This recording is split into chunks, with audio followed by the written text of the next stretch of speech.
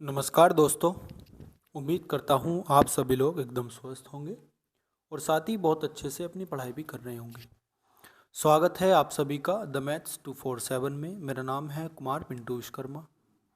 आज की इस वीडियो में जैसा कि आप सब लोग जानते हैं, हमारे वीक के में जो बाद के 3 दिन होते हैं उनमें हम अपना कंप्लीट मॉक टेस्ट करते हैं एक मैथमेटिक्स का। तो इसी क्रोनोलॉजी में चलते हुए आज जो हमारी क्लास रहने वाली है उसमें हम मॉक टेस्ट नंबर 18 अपना कंप्लीट करेंगे।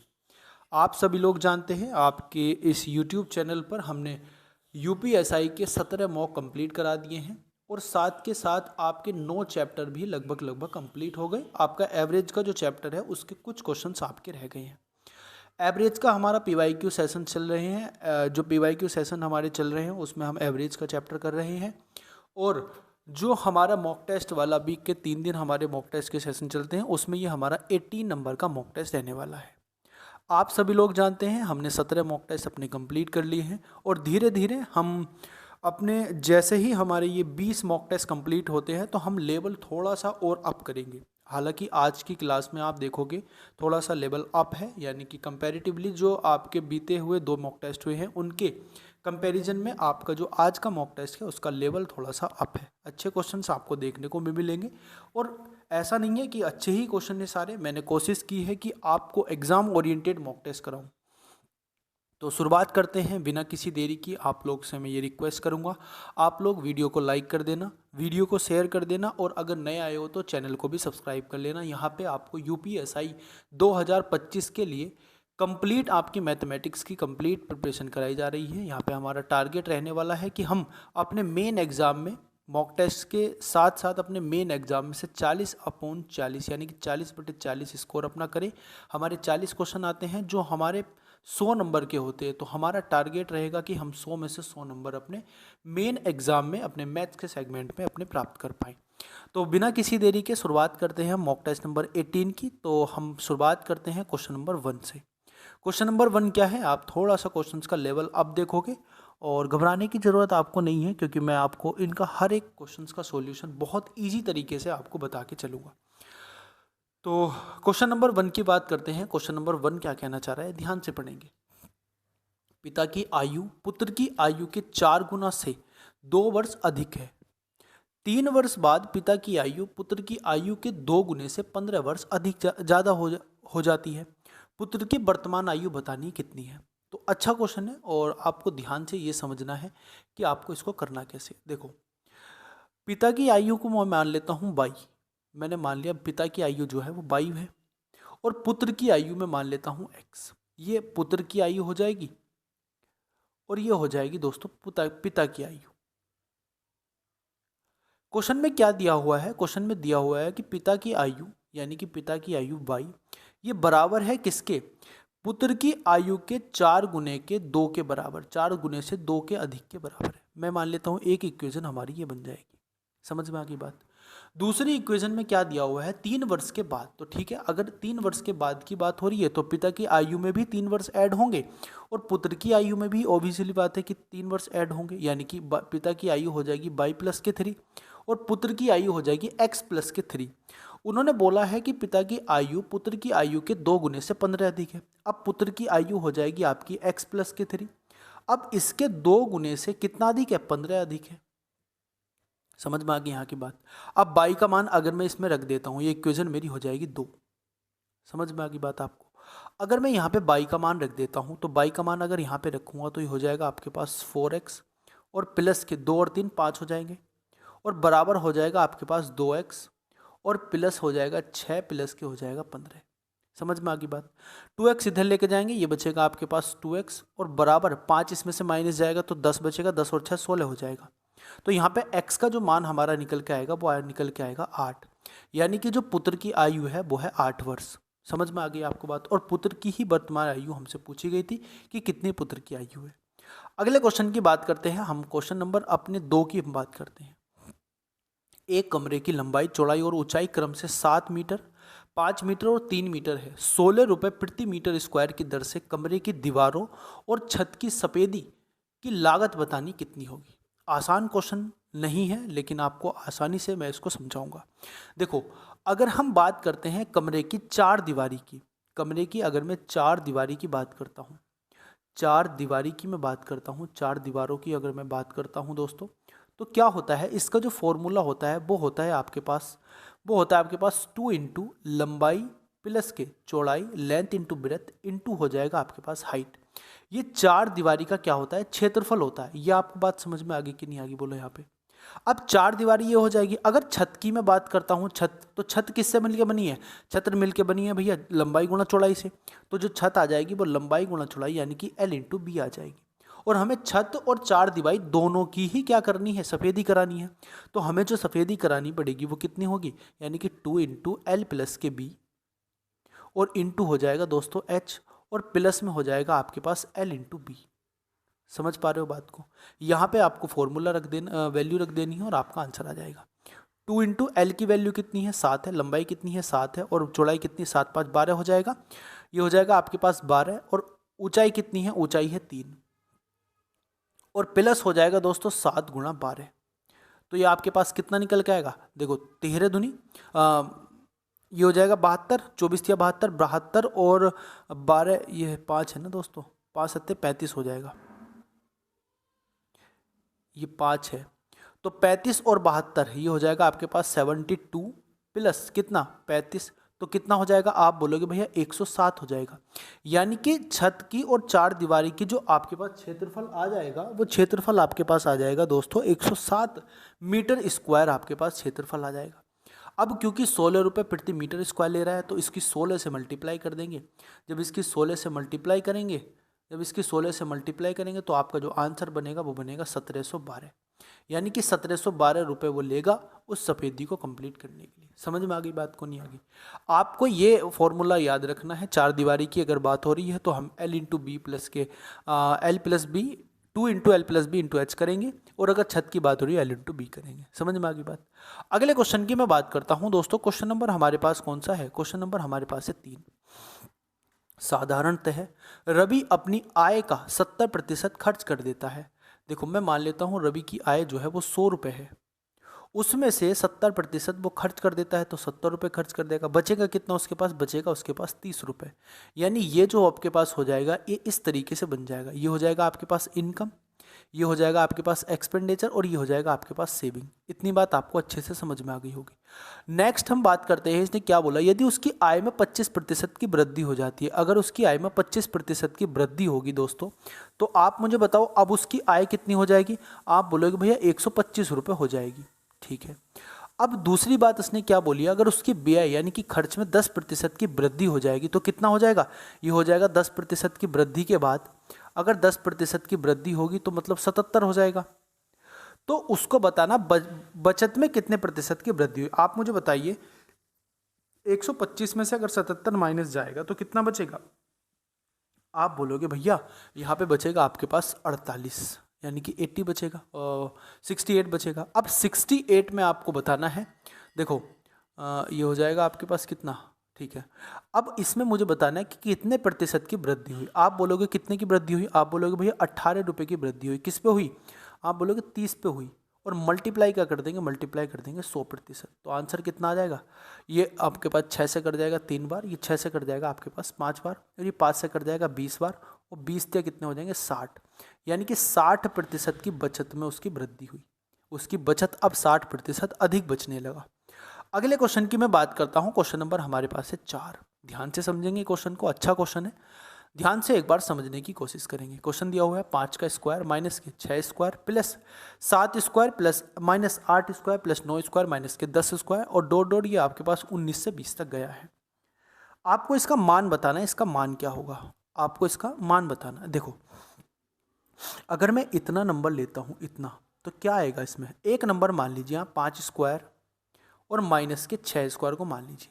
ये क्या आएगा निकल के, ये निकल के आएगा भैया 5 प्लस के 6, और इंटू आएगा आपके पास 5 माइनस के 6, यानी मैं इसको कह सकता हूँ ये माइनस के 11 आएगा। कोई दिक्कत वाली बात नहीं है, समझ गए बात को। ये क्या होगा, a square minus b square formula, a plus B into a minus b. समझ गए। अब अगर मैं इस अगर मैं इसको अगर मैं एक्सप्रेशन को ऑन करता हूँ, खोलता हूँ, तो ये माइनस के 11 आएगा। उसके बाद देखो 7 और 8 कितने होते हैं, 7 और 8 होते हैं 15, माइनस के 15 हो जाएगा। और उसके बाद माइनस के कितना हो जाएगा, 19 हो जाएगा। और इसी तरीके से फिर माइनस के कितना हो जाएगा, यहाँ बचेगा आपके पास 11 और 12 23। और इसी तरीके से माइनस के कितना हो जाएगा, बोलोगे माइनस के कितना हो जाएगा, 23। 23 में 4 जोड़ोगे 27 आएगा, क्योंकि 4 में इसका अंतर आ रहा है, देखो 4 4 का अंतर आ रहा है। 27 जोड़ेंगे तो 31 हो जाएगा, 31 में जोड़ेंगे तो 35 हो जाएगा, और 35 के बाद आपके पास आ जाएगा 39। समझ गए बात को।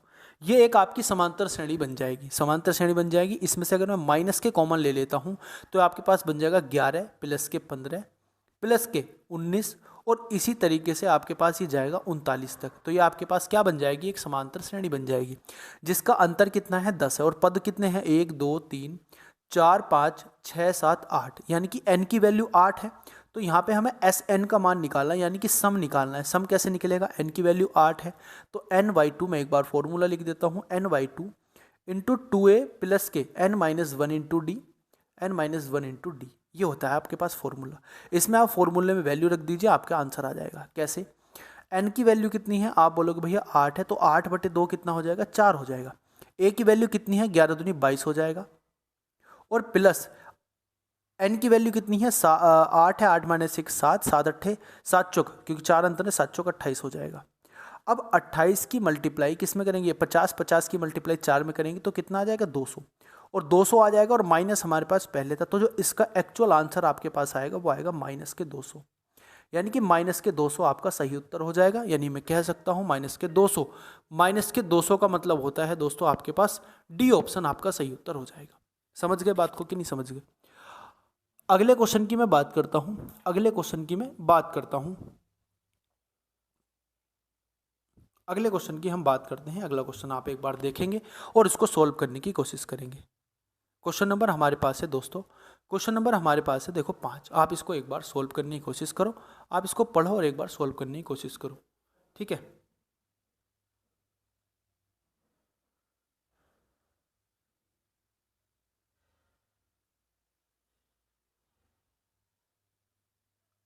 आप इसको सॉल्व करने की कोशिश करो। क्वेश्चन हमारे पास क्या कहना चाह रहा है, ध्यान से आप एक बार समझेंगे। क्वेश्चन आपके पास क्या कहना चाह रहा है, एक बार ध्यान से समझेंगे।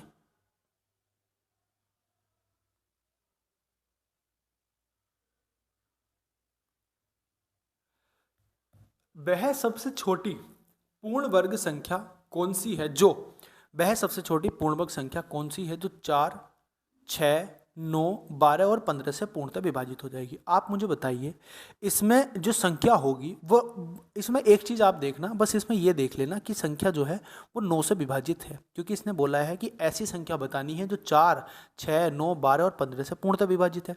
यानी कि जो संख्या होगी वो 9 से भी पूर्णतः विभाजित होगी। क्योंकि हमने 9 इसलिए हमने फाइंड करा, क्यों, क्योंकि 9 का डिविजिबिलिटी देखना बहुत इजी है। 9 का डिविजिबिलिटी देखना बहुत इजी है। कैसे, देखो 7 और 8 और 4 कितने होते हैं, 7 और 4 2, ये हो जाएगा आपके पास 12 और 7 19, 19 का डिजिटल सम कितना आएगा 10, तो ये 9 से विभाजित नहीं हो सकता, तो ये तो हो नहीं सकता आंसर। इसमें आओ 9 और ये हो जाएगा 7, 9 और 7 डिजिटल सम है, ये नहीं हो सकता। और ये कितना हो जाएगा, आप बोलोगे 4 डिजिटल सम है, ये भी नहीं हो सकता। तो आंसर आपके पास एक बचेगा केवल और केवल बी। यानी कि आपको 9 का डिजिटल सम देखना था, जो संख्या 9 से कट जाएगी वो संख्या सबसे कट जाएगी, और इसमें एक ही ऑप्शन है जो आपकी 9 से कट रही है, यानी कि यही संख्या आपकी 4 से भी कटेगी, ये 15 से भी, ये 12 से भी, और आपके पास 6 से भी कटेगी। अगले क्वेश्चन की मैं बात करता हूँ। क्वेश्चन नंबर हमारे पास है देखो 6। क्वेश्चन क्या कह रहा है, क्वेश्चन कह रहा है कि x की पावर 3 माइनस के 4x² प्लस के ax और प्लस के b, आपके पास ये दिया हुआ है। x की पावर 3 माइनस के ax² प्लस के bx और प्लस के 8, हमें दो समीकरण दी हुई है। मैं मान लेता हूँ ये बराबर 0 है और ये भी बराबर 0, दो समीकरण दी हुई है, ठीक है। अब इसने बोला कि इसका जो उभयनिष्ठ गुणनखंड है, उभयनिष्ठ गुणनखंड यानी कि x माइनस के 2 है। अब इसका मतलब क्या होता है दोस्तों, उभयनिष्ठ गुणनखंड का मतलब, अगर उभयनिष्ठ गुणनखंड आपके पास x माइनस के 2 है तो यानी कि x बराबर 2 रखने पर ये संख्या हमारी सेटिस्फाई होनी चाहिए, ये दोनों समीकरण सेटिस्फाई होनी चाहिए। x बराबर आपको क्या रखने पर, x बराबर आपको 2 रखने पर। तो आप x बराबर 2 रख के देखो, आप इसमें x बराबर 2 रखोगे तो कितना आएगा, ये आएगा आपके पास 8 माइनस के, ये कितना आएगा, ये आएगा आपके पास 16 प्लस ये कितना आएगा आपके पास 2x और प्लस के b बराबर कितना हो जाएगा 0 हो जाएगा। और अगर मैं इसको और अच्छे तरीके से सोल्व करके लिखता हूँ तो ये हो जाएगा आपके पास 2x प्लस के b बराबर 8। ये आपके पास एक इक्वेशन बन जाएगी, ये आपके पास एक इक्वेशन बन जाएगी। दूसरी इक्वेशन में आप x की वैल्यू रखो, अब आप इसमें x की वैल्यू रखोगे तो कितना आएगा 8 आ जाएगा, माइनस के ये हो जाएगा आपके पास 2a हो जाएगा, नहीं 4a सॉरी, क्योंकि 2 स्क्वायर हो जाएगा ना 4a हो जाएगा ये, तो माइनस के 4a हो जाएगा और प्लस हो जाएगा आपके पास bx और प्लस हो जाएगा 8 और बराबर हो जाएगा 0। या मैं इसको ऐसे भी लिख सकता हूँ 4a माइनस के bx या 2x सॉरी 2b हो जाएगा ना, ये x का मान रखेंगे ना तो हो जाएगा आपके पास 2x और बराबर हो जाएगा दोस्तों कितना, बराबर कितना हो जाएगा, ये माइनस क्या आएगा ना, हम इधर लेके जा रहे हैं तो माइनस क्या आएगा, माइनस के 2b, माइनस के 2b बराबर कितना हो जाएगा 16 हो जाएगा। ये वाली पद मैंने इधर लिया है, तो आपके पास ये समझ में आ गई बात। अब क्योंकि इसको 2 से डिवाइड करेंगे तो कितना बनेगा 2a माइनस के b बराबर कितना हो जाएगा 16, ये इक्वेशन नंबर 2 हो जाएगी हमारे पास। अब इक्वेशन नंबर 1 क्या है, इक्वेशन नंबर 1 है 2a प्लस के कितना 2a प्लस के b बराबर कितना है 8। अब इन इक्वेशन को दोनों को अगर मैं सोल्व करूंगा तो कितना आएगा, आप बोलोगे भैया अगर इसको ऐड करेंगे तो 4a बराबर कितना हो जाएगा, ये 4a बराबर हो जाएगा आपके पास कितना 8 16 और 8 कितने होते हैं 24 होते हैं, तो x बराबर आपके पास आ जाएगा, ये हो जाएगा, देखो ये तो कट ही जाएंगे, ये कट जाएंगे तो इधर अगर मैं इसको लिखना चाहूँ तो इधर हो जाएगा आपके पास 4a बराबर हो जाएगा आपके पास 24। अगर 4a बराबर 24 आपके पास हो जाए, अरे sorry sorry sorry sorry sorry sorry देखो ये था ना, ये 16 था तो हमने 2 से डिवाइड करा तो ये 8 आ जाएगा ना, सॉरी ये 8 हो जाएगा दोस्तों, यहाँ पे 8, तो 8 और 8 16 आ जाएगा, ये 8 और 8 16 हो जाएगा। यानी मैं कह सकता हूँ 4a बराबर कितना हो जाएगा 16 हो जाएगा, तो a का मान कितना आ जाएगा, a का मान 4 आ जाएगा, तो a की वैल्यू 4 आ जाएगी, a की वैल्यू 4 केवल एक ही ऑप्शन में हमारे पास है वो है b, तो b ऑप्शन आपका सही है। आप इसमें 4 की वैल्यू रखें 2 8 आ जाएगा, माइनस के b बराबर 0 हो जाएगा, तो b बराबर कितना हो जाएगा, b बराबर हो जाएगा 0। समझ गई बात कि नहीं समझ में आ गई, समझ में आ गई बात आपको, तो आंसर आ जाएगा आपके पास बी ऑप्शन। अगले क्वेश्चन की मैं बात करता हूँ, देखो यदि ये थीटा है दोस्तों, ये 0 नहीं है थीटा है, ये थीटा है, ठीक है ये थीटा है आपके पास, यह है सेक थीटा और साइन थीटा, समीकरण √6x² माइनस के एक्स प्लस के √6 बराबर 0 का मूल है, तो k का मान बताना हमें। देखो मुझे एक बात बताइए, ये √6 है आपके पास, √6x² माइनस के आपके पास से kx और प्लस के आपके पास से √6 बराबर कितना हो जाएगा 0। अगर मैं मूल की बात करता हूं तो मूल अगर मैं मान लेता हूं sec theta plus sine theta, तो अगर मैं मूलों का योग की बात करता हूं तो सेक थीटा और प्लस के साइन थीटा बराबर क्या हो जाएगा, माइनस के b/a होता है, तो माइनस के b/a यानी कि k/6 √6 हो जाएगा। देखो ये कैसे होता है, जैसे ये फॉर्मूला होता है ax² प्लस के bx प्लस के c बराबर 0।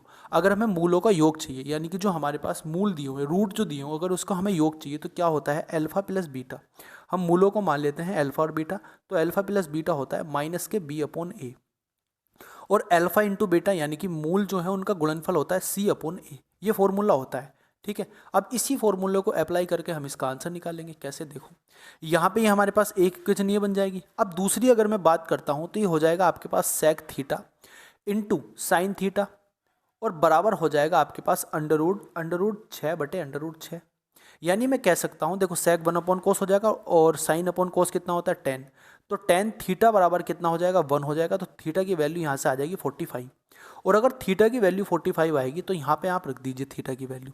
जब यहाँ पे आप थीटा की वैल्यू रखोगे तो थीटा की वैल्यू 45 का मतलब हो जाएगा √2, ये हो जाएगा आपके पास √2 और प्लस हो जाएगा ये आपके पास 1/√2, और 1/√2 बराबर हो जाएगा कितना k/√3 k/√6। आप इसको सोल्व करो, 2 और 1 3, 3/√2 होगा, तो 3/√2 को मैं क्या लिख सकता हूँ, देखो यहाँ पे मैं इसको लिख देता हूँ, ये हो जाएगा आपके पास 3/√2 बराबर हो जाएगा आपके पास k/√3, ठीक है। अब मैं इसको अगर काटता हूँ तो ये कितना आएगा, ये आएगा आपके पास √3, तो जो k का मान आ जाएगा k बराबर आ जाएगा आपके पास आ जाएगा 3√3, तो k का मान जो आ जाएगा आपके पास वो आ जाएगा 3√3, यानी कि हमारे पास डी ऑप्शन सही उत्तर हो जाएगा। समझ में की बात की नहीं आ गई, बोलो। उम्मीद करूंगा आपको बात एकदम समझ में आ गई होगी। अगले क्वेश्चन की मैं बात करता हूं, क्वेश्चन नंबर 8 हमारे पास क्या कहना चाह रहा है, देखो कारेन 25 किलोमीटर प्रति घंटा की गति से यात्रा करता है, यदि उसने अपनी गति में 15 किलोमीटर प्रति घंटा से वृद्धि की तो तो वही समय में, मतलब जो समय उसने पहले लिया उसी समय में 90 किलोमीटर अधिक तय करता है। यात्रा की वास्तविक दूरी बतानी कितनी होगी। ओके, वास्तविक दूरी देखो, एक चीज़ का मैं आपसे यहाँ से ध्यान बताता हूँ आपको। देखो, क्योंकि टाइम सेम है, अगर टाइम सेम है तो मुझे बताइए जो दूरी होगी ना, देखो क्या होता है, चाल बराबर क्या होता है, दूरी बटे समय होता है। दूरी बटे समय होता है। मैं इसको आपको ट्रिक से बताने की कोशिश करूंगा। ट्रिक से क्या, एक अच्छा सा कॉन्सेप्ट है, आप समझ पाओगे, तो थोड़ा सा आपको यहाँ पे ध्यान लगाना है। कैसे? चाल बराबर दूरी बटे समय होता है। अगर इसने बोला है कि जो टाइम है वो दोनों में सेम है, तो मुझे बताओ अगर जो टाइम अगर सेम है तो यानी कि जो चाल होगी, चाल जितना चाल का अनुपात होगा उतना ही दूरी का अनुपात होगा। यानी कि चाल और दूरी क्या होगी, अपने आप में क्या हो जाएगी, अपने क्या हो जाती, एक दूसरे के क्या हो जाएगी, प्रोपोर्शनल हो जाएगी। तो यानी कि हम बहुत आसानी से निकाल सकते हैं। कैसे? देखो, इसने पहले जो चाल थी, पहले जो इसकी चाल थी, पहले जो इसकी स्पीड थी दोस्तों, वो कितनी थी? पहले जो इसकी स्पीड थी वो कितनी थी? आप बताओगे। पहले जो स्पीड थी भैया वो थी 25 किलोमीटर प्रति घंटा, यानी कि पहले जो स्पीड थी S1 25 किलोमीटर प्रति घंटा थी। और अब जो स्पीड आ जाएगी S2 वो कितनी आ जाएगी? आप बोलोगे वो हो जाएगी 40 किलोमीटर प्रति घंटा, क्योंकि 15 किलोमीटर ऐड हो जाएगी। तो आपको ऐसा आंसर निकालना है, आपको ऐसा आंसर निकालना है जो इन दोनों का फैक्टर हो। इन दोनों का फैक्टर होने का मतलब क्या है? इन दोनों के फैक्टर होने का मतलब है, इनके दोनों का फैक्टर नहीं, इन दोनों के HCF का फैक्टर, इन दोनों के, सॉरी HCF नहीं, ये 40 है ना, 40 किससे बना? आप बोलोगे 5 गुणा 8 से बना, यानी कि आंसर वो होगा जो आपके 8 से डिवाइड हो जाएगा। अब 8 से कैसे डिवाइड, अगर आपको ऐसे समझ में नहीं आ रहा तो मैं आपको बहुत ईजी तरीके से समझाता हूँ। आपको अगर ऐसे समझ में नहीं आ रहा तो आप देखो, ये 40 हो जाएगी आपकी स्पीड। 40 स्पीड होने का मतलब है कि जो स्पीड होगी वो 90 ऐड होने के बाद 40 8 से डिवाइड हो जानी चाहिए। ये इसकी ट्रिक है। आप अगर नहीं समझ पा रहे हो तो मैं आपको इजी तरीके से बता देता हूँ। मैं मान लेता हूँ पहले स्पीड x थी। अब पहले जो दूरी थी, इन दोनों के बीच की जो दूरी थी, जो वास्तविक दूरी थी वो x थी, और पहले जो चाल थी वो 25 किलोमीटर प्रति घंटे की चाल से चल रहा है। तो मान लो ये टाइम हो गया। अब यही टाइम दोस्तों, यही टाइम कितने किलोमीटर प्रति घंटा, अब स्पीड क्या हो जाएगी, 40 किलोमीटर प्रति घंटा से चलने पर जो स्पीड हो जाएगी वो x में कितनी अधिक हो जाएगी, 90 डिस्टेंस हो जाएगी, मतलब प्लस कितनी हो जाएगी दूरी, 90 किलोमीटर प्लस हो जाएगी। ये बताया। तो आप इसको सोल्व कर लो। देखो, ये कट जाएगा 5 बार, ये कट जाएगा 8 बार। समझ गया की बात? ये हो जाएगा आपके पास कितना, ये हो जाएगा आपके पास 8x इज इक्वल टू कितना हो जाएगा, ये हो जाएगा 5x, और प्लस के कितना हो जाएगा, ये हो जाएगा आपके पास 9 पंजे 45। ठीक है, तो x का जो मान आपके पास आ जाएगा वो 3x हो जाएगा, तो ये हो जाएगा 15, यानी कि 150। तो स्टार्टिंग में जो आपकी दूरी थी वो कितनी थी, 150 थी। अब क्योंकि मैं कैसे बता रहा था, देखो 150 में अगर आप 90 रखोगे, 90 ऐड करोगे तो आएगा आपके पास 240। अब यही 240 ऐसी संख्या है जो 8 से डिवाइड है, तो इसमें हमें 8 का मल्टीपल ढूंढना था 90 ऐड करने के बाद। मैं ये समझाना आपको चाह रहा था। अगले क्वेश्चन की मैं बात करता हूँ। क्वेश्चन नंबर हमारे पास क्या है, 9 नंबर।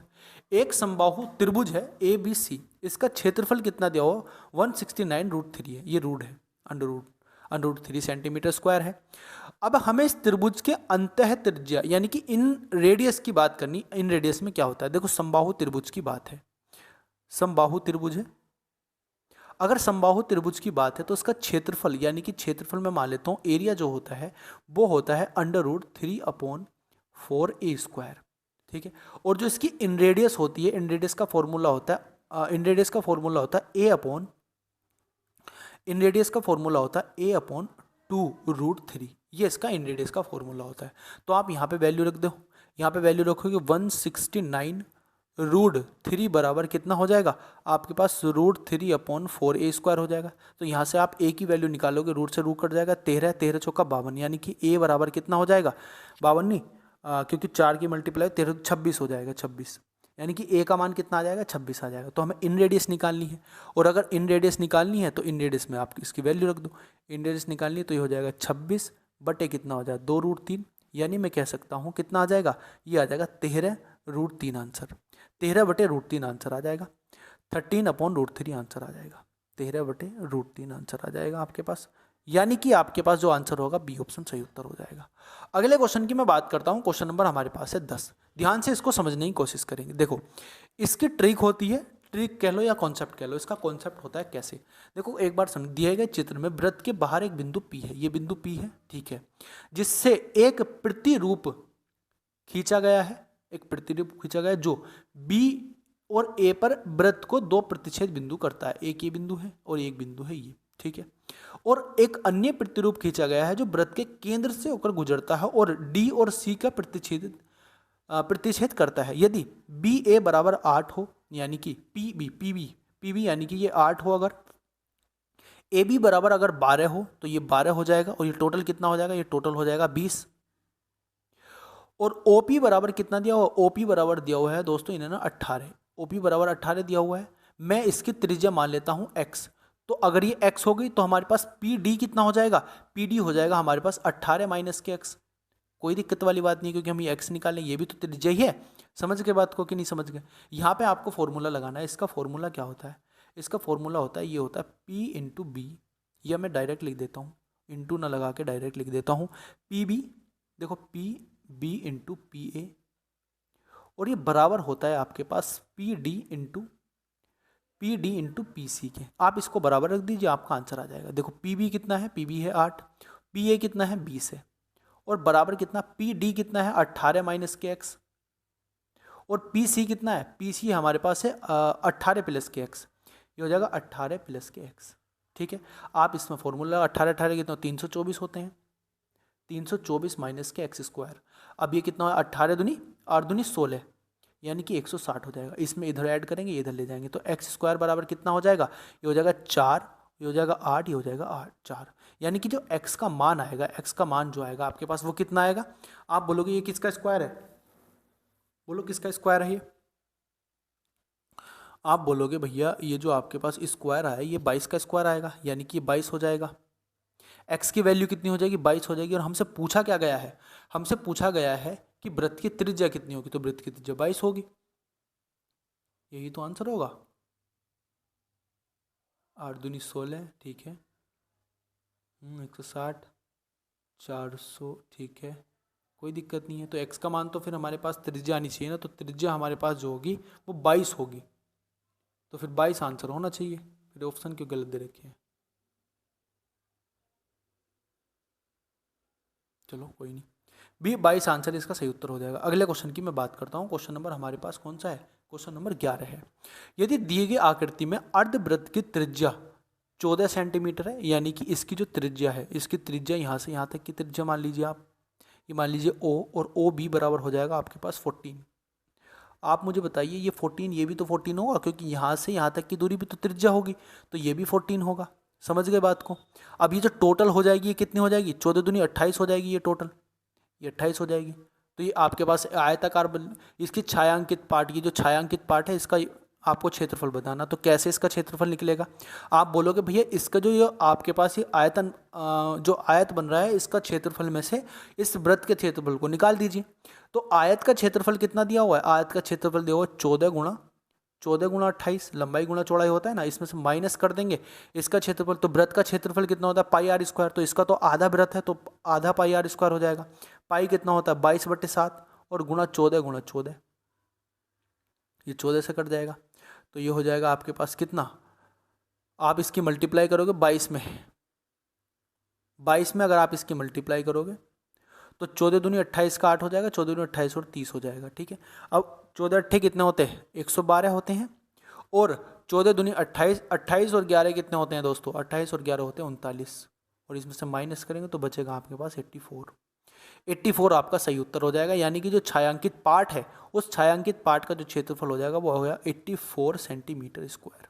समझ गए कि नहीं समझ गए, डी आंसर आपका सही उत्तर हो जाएगा। अगले क्वेश्चन की मैं बात करता हूँ, क्वेश्चन नंबर 12 है। एक निश्चित बिल पर 35% की छूट और 20 की 2 क्रमागत छूट के का बीच का जो अंतर है वो आपके पास 22 रुपये है। इसका बिल बताना है कितना। देखो अगर 35% की छूट है तो 35% तो एकल छूट होगी, और 20 का जो छूट होगी क्रमागत वो कितनी हो जाएगी 36% हो जाएगी कि नहीं होगी, बोलो 36% हो जाएगी कि नहीं हो जाएगी, क्योंकि ये हो जाएगा 40 और 4 चौक 2 दूनी 4। अब ये हो जाएगा माइनस के देखो मैं इसको अगर क्रमागत निकालूंगा तो हम इसमें क्या लगाएंगे, सक्सेसिव का फॉर्मूला, ये हो जाएगा 400, तो प्लस के हो जाएगा 4। अब 40 में 4 जाएंगे 36 बचेंगे, तो इनका जो अंतर दिया हुआ है कितना दिया हुआ है, 22 दिया हुआ है, तो इनका अंतर हमारे हिसाब से 1% आ रहा है। तो 1% की वैल्यू कितनी दी हुई है, 22, तो बिल कितना होगा, 100% होगा। तो 100% की वैल्यू कितनी हो जाएगी, आप बोलोगे भैया 2200 हो जाएगी। तो आंसर क्या आ जाएगा, आंसर आ जाएगा आपके पास सी ऑप्शन। अगले क्वेश्चन की मैं बात करता हूँ 13वें नंबर क्वेश्चन की। 13 नंबर क्वेश्चन की बात करते हैं, 13 नंबर क्वेश्चन की। देखो 20% प्रति वर्ष 2 वर्ष के लिए चक्रवृद्धि ब्याज पर उधार दिया गया धन 482 रुपये अधिक होगा यदि ब्याज वार्षिक रूप से देय होने के स्थान पर कितना अर्धवार्षिक रूप से देय है। देखो ध्यान से समझेंगे, इसने बोला कि 20% वार्षिक ब्याज की दर है और 2 साल के लिए ये वार्षिक है। तो 2 साल का कितना हो जाएगा, आप मुझे बताओगे। इसमें सक्सेसिव लगेगा तो सक्सेसिव कितना हो जाएगा, ये हो जाएगा आपके पास 44%, 44% हो जाएगा, क्योंकि चक्रवृद्धि ब्याज 20% का 2 साल के लिए कितना होता है, 44% होता है। सक्सेसिव लग जाएगा 20 + 20 का। अब इसने बोला कि अगर 20 + 20 ना होता तो अर्धवार्षिक रूप से कितना होता। तो अर्धवार्षिक रूप से अगर मैं इसकी क्या निकालूं, अगर मैं अर्धवार्षिक रूप से इसका क्या निकालूं, ब्याज दर निकालूं, तो इसका आधा हो जाएगा, यानी कि 10% हो जाएगा ये अर्धवार्षिक, हाफ अर्ली। ठीक है, हाफ अर्ली 10%, और जो समय हो जाएगा वो 2 गुना हो जाएगा, यानी कि 4 साल हो जाएगा। तो आप मुझे बताइए, अगर 10% का 4 साल के लिए मुझे ब्याज निकालना, तो मैंने आपको कई बार बताया वो होता है 46.41। समझ में आ गई बात। तो 46.41 अंतर है। तो आप मुझे बताइए इसका अंतर कितना दिया हुआ है, ये कितना अधिक है इससे, आप बोलोगे भैया 2.41% अधिक है, और इसकी वैल्यू हमें दी हुई है कितनी, 482। तो इसमें आप 1% की वैल्यू निकाल लीजिए, तो आपका जो आंसर आएगा ये इसके लगभग 2% के 2 गुने के बराबर है। तो 2 गुने के बराबर है, यानी कि 100% का जो मान होगा वो कितना हो जाएगा, आप बोलोगे भैया 20,000 हो जाएगा, 20K, यानी कि आपके पास आंसर आ जाएगा बी ऑप्शन।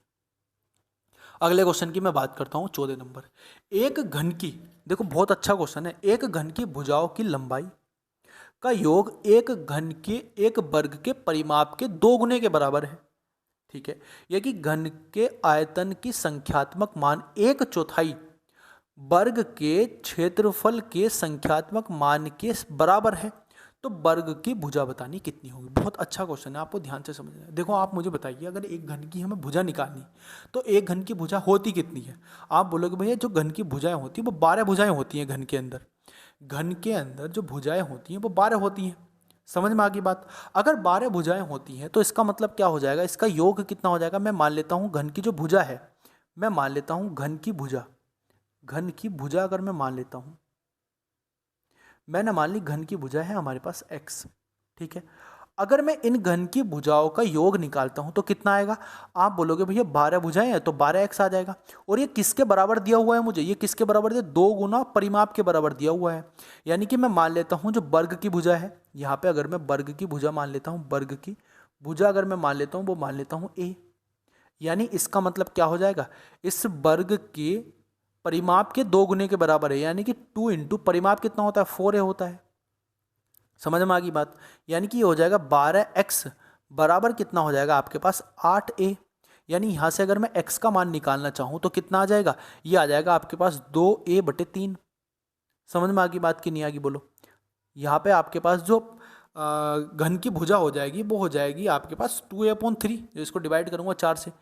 अब आपको जो दिया हुआ है वो ध्यान रखें आप, दिया क्या हुआ है, दिया आपको है कि यदि घन के आयतन की संख्यात्मक मान, घन के आयतन का संख्यात्मक मान कितना हो जाएगा x⁻3, और ये बराबर किसके है, इसका 1/4, इसका 1/4 मतलब कि 1/4, ये बराबर किसके है, वर्ग के क्षेत्रफल के संख्यात्मक मान के, यानी कि a² के बराबर है।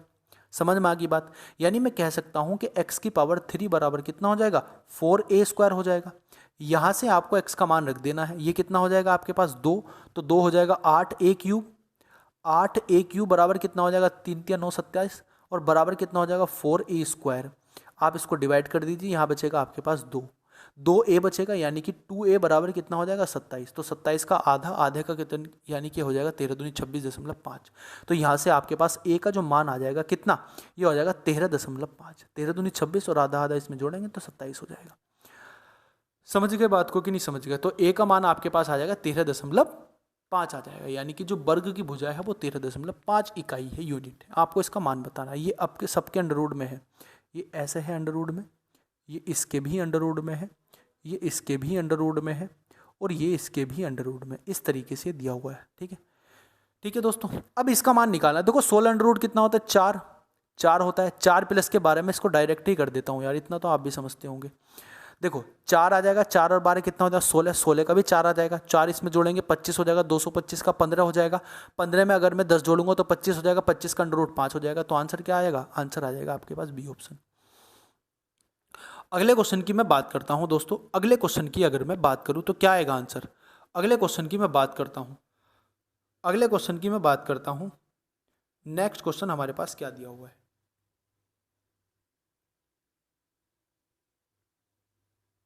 नेक्स्ट क्वेश्चन हमारे पास क्या दिया हुआ है, देखो। दो कथनों S1 और S2 के बाद एक प्रश्न पर विचार कीजिए। S1 बराबर क्या है, P और Q दो अभाज्य संख्याएं हैं। S2 बराबर क्या दिया हुआ है, P प्लस Q एक क्या है, विषम संख्या है। इसने बोला कि प्रश्न है हमारे पास, क्या P इंटू क्यू एक विषम संख्या है, ये इसने पूछा हमसे।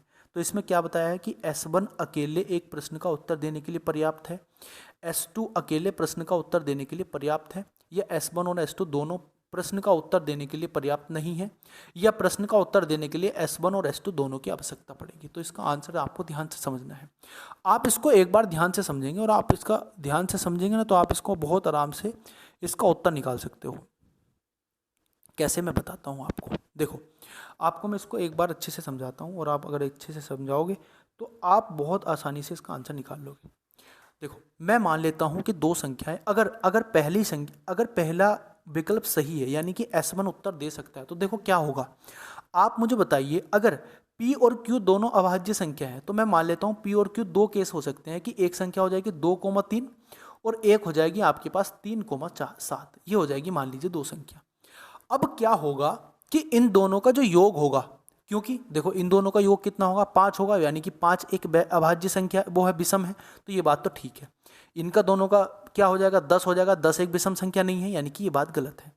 ठीक है, यानी कि पहला ऑप्शन तो हमारे पास सही नहीं हो सकता, हम पहले ऑप्शन से आंसर नहीं दे सकते। अब दूसरी बात क्या है, P प्लस क्यू एक विषम संख्या है। अगर P प्लस क्यू एक विषम संख्या है तो हम मान लेते हैं कि 2,3 है। अब अगर 2,3 है तो इसका मतलब क्या हो जाएगा, ये हो जाएगा आपके पास 2 और 3 5, तो विषम संख्या हो जाएगी। और अगर 2 और 3 है तो क्या मुझे P और इंटू क्यू का मान, P इंटू क्यू का आंसर मैं नहीं दे सकता, बिल्कुल आराम से दे सकता हूं भैया। कैसे दे सकता हूं, देखो 2 गुणा 3 कितना हो जाएगा, 2 गुणा 3 हो जाएगा 6, यानी कि इसका आंसर बहुत आसानी से निकल जाएगा। क्या विषम है नहीं है ये बताना है, यानी कि बताना है। तो इसका देखो आंसर तो गलत मतलब हो, जो क्वेश्चन दिया हुआ है विषम संख्या नहीं है, लेकिन हमें बताना है कि आंसर किससे निकाल सकते हैं। तो आंसर जो निकाल सकते हैं वो S2 से निकाल सकते हैं अकेले। अगर S2 हमें दिया हुआ है अकेले तो हम इसका आंसर निकाल सकते हैं। ठीक है, आंसर सही है या गलत है वो बात अलग है, आंसर निकाल किससे सकते हैं ये बताना था। ठीक है, अगले क्वेश्चन की मैं बात करता हूं। क्वेश्चन नंबर 17 हमारे पास क्या है, यदि एक वर्ग का क्षेत्रफल 16 वर्ग सेंटीमीटर स्क्वायर है, 16 वर्ग हाँ सेंटीमीटर है, तो भुजाओं के मध्य बिंदु को मिलाने वाले एक वर्ग का क्षेत्रफल कितना होगा। मैंने आपको ये क्वेश्चन कराया है, और मैंने आपको ये क्वेश्चन तब कराया है, मतलब इस तरीके का क्वेश्चन तब कराया है जब मैंने आपको मेंसुरेशन पढ़ाई थी। और मैंने ये भी बताया था कि अगर एक वर्ग बना हुआ है और उसके मध्य बिंदु से होकर एक वर्ग हमें बनाना है, तो जो उसका क्षेत्रफल होगा उसके पहले वाले क्षेत्रफल का आधा होगा, यानी कि इसका जो क्षेत्रफल हो जाएगा वो हो जाएगा 8 सेंटीमीटर वर्ग स्क्वायर। ठीक है, अब कैसे, देखो मैं बताता हूँ आपको। ये आपके पास एक वर्ग है, मान लीजिए ये आपके पास एक वर्ग है, ये आपके पास क्या है, एक वर्ग है। अब इसकी जो भुजाएं हैं वो कितनी है, 16 वर्ग स्क्वायर, यानी कि 16 का मतलब हो जाएगा 4 का स्क्वायर, और 4 का स्क्वायर यानी कि इसके हो जाएगी भुजा 4, ये 4 हो जाएगी, ये भी 4 हो जाएगी। सारी भुजाएं क्या हो जाएंगी, सारी भुजाएं 4 हो जाएंगी। ये 4 हो जाएगी, ये भी 4 हो जाएगी, ये भी 4 हो जाएगी, और ये भी 4 हो जाएगी। समझ गए बात को कि नहीं समझ गए। अब इसने बोला कि इसके मध्य बिंदु से होके जाएगा, तो इसका मध्य बिंदु ये है, मान लीजिए इसका मध्य बिंदु ये है, इसका मध्य बिंदु ये है, इसका मध्य बिंदु ये है, और इसका मध्य बिंदु ये है। ठीक है, हालांकि मैंने आपको शॉर्ट ट्रिक से बताया है, लेकिन मैं आपको एक बार फिर अच्छे से बता देता हूँ। ये मध्य बिंदु है, तो यानी कि ये मिल जाएगा इस तरीके से, ये इस तरीके से मिल जाएगा, ये इस तरीके से मिल जाएगी और ये इस तरीके से, यानी कि ये जो वर्ग हमारा बनेगा, ये जो हमारे पास वर्ग बना, इसका हमें क्षेत्रफल बताना। तो आप मुझे बताइए दोस्तों, आप मुझे बताइए, देखो आप मुझे बताओ, ये भी 2 सेंटीमीटर है और ये भी 2 सेंटीमीटर है, तो मुझे बताओ ये 90 डिग्री कोण बन रहा है, तो ये पाइथागोरस प्रमेय में से कौन सा हो जाएगा? ये पाइथागोरस थ्योरम से ये कितनी हो जाएगी? ये हो जाएगी आपके पास कितनी? ये हो जाएगी आपके पास √2 हो जाएगा। बोलो 2√2 हो जाएगा कि नहीं हो जाएगा? यानी कि इसकी सारी की सारी भुजाएं कितनी हो जाएगी? इसकी सारी की सारी भुजाएं हो जाएगी 2√2। अब जब सारी की सारी भुजाएं 2√2 हो जाएंगी, तो यानी कि इसका जो स्क्वायर हमें निकालना है, वर्ग निकालना है, तो 2√2 इंटू 2√2 आ जाएगा। तो 2√2 इंटू 2√2 कितना हो जाएगा? 2 दूनी 4 दूनी 8, यानी कि 8 सेंटीमीटर स्क्वायर इसका सही उत्तर होगा, यानी कि हमारे पास बी ऑप्शन सही है। समझ में आ गई बात? मैंने आपको बेसिक से ही बता दिया और जो इसका फॉर्मूला ट्रिक है मैंने आपको वो भी बता दिया। अगले क्वेश्चन की हम बात करते हैं, क्वेश्चन नंबर 18। ए और बी एक साथ किसी कार्य को 20 दिनों में पूरा कर सकते हैं। बी अकेले कार्य को 60 दिनों में पूरा कर सकता है, तो ए कार्य का 1/3 भाग कितने दिनों में करेगा? देखो इसने बोला कि ए प्लस के बी, 2 आदमी मिल रहे हैं, तो ये इस काम को 20 दिनों में पूरा कर सकते हैं। और अगर बी की बात हो रही है, तो ये पूरा काम को 60 दिनों में अकेले कर सकता है। मैं मान लेता हूँ 60 हमारे पास टोटल काम है, तो इनकी क्षमता निकाल लेंगे। इसकी क्षमता 1 आ जाएगी, इसकी क्षमता कितनी आ जाएगी? 3। इन दोनों की क्षमता 3 आ जाएगी। तो क्या यहाँ से मैं इसकी ए की क्षमता नहीं निकाल सकता? बहुत आराम से निकाल सकता हूँ। टोटल क्षमता में से बी की क्षमता निकाल देंगे, तो 3 माइनस के 1 बराबर कितना आ जाएगा? 2 क्षमता आ जाएगी। 2 किसकी इफिशियंसी आ जाएगी? आप बोलोगे भैया ए की इफिशियंसी आ जाएगी। तो हमें क्या बताना है? हमें बताना है कि 1/3 काम, तो 1/3 काम कितना है? 60 का 1/3 कितना हो जाएगा? आप बोलोगे 60 का 1/3 हो जाएगा भैया 20। और किससे कराना है? बी ए की क्षमता, तो ए की क्षमता कितनी है? 2। तो कितने दिन में होगा? आप बोलोगे 10 दिन में हो जाएगा। तो आंसर क्या आ जाएगा? आंसर आ जाएगा सी ऑप्शन। अगले क्वेश्चन की मैं बात करता हूं, क्वेश्चन नंबर हमारे पास है 19। श्रीमान अमित अपनी आय का 50% घरेलू वस्तु पर खर्च करते हैं। ठीक है, मैं इसकी आय मान लेता हूं दोस्तों 100 में से 50% घरेलू कार्यों पे खर्च हो जाता है। ठीक है, अब जो बचा हुआ है शेष का 25% कहाँ हो जाता है? मैं इसको 1000 मान लेता हूँ, है ना, तो थोड़ा सा इजी बढ़ जाएगा, ये 500 हो जाएगा। तो 500 बचा हमारे पास। इस 500 का 25% अगर मैं बात करता हूँ, तो 25 पंजे 125, यानी कि 125 यहाँ पे खर्च हो जाता है फीस में। और 10% कितना? इसका 10% कहाँ खर्च हो जाता है? यानी कि 100 रुपये कहाँ खर्च हो जाते हैं? 100 रुपये खर्च हो जाते हैं यहाँ पर। 10% है ना, तो 10% 50 होगा ना, 50। 10% कितना हो जाएगा? 10% हो जाएगा 50। 50 रुपये खर्च हो जाते हैं दोस्तों। ये तो खर्च हो जाते हैं फीस में, ये खर्च हो जाते हैं आपको मेडिकल में यानी कि चिकित्सा में, और 50% घर के किराए में खर्च हो जाता है। घर के किराए में यानी कि 250 रुपये खर्च हो जाते हैं। समझ में आ गई बात? और शेष जो हमारे पास बचता है वो इतना बचता है। तो आप मुझे बताइए इसमें कितना खर्च हुआ? 300, यानी कि 425 खर्च हुआ, यानी कि 75 बचा।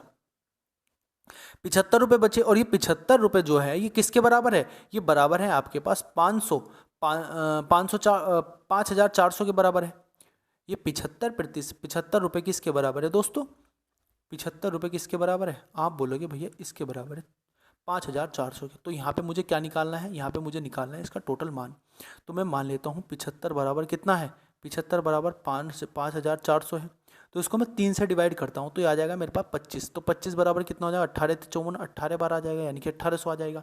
और हमें निकालना कितना? 1000 के, तो इसकी 40 से मल्टीप्लाई करनी पड़ेगी। भाई 40 से तो मल्टीप्लाई करनी पड़ेगी। समझ रहे हो कि नहीं समझ रहे हो? 25%, 25 चौका 140 से मल्टीप्लाई करनी पड़ेगी। तो इसको हमें, क्योंकि 1000 का मान निकालना है, अब 1000 बराबर इसकी 40 से आप मल्टीप्लाई कर दीजिए।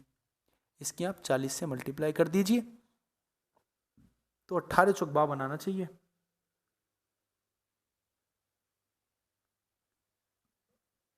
क्या मामला हुआ?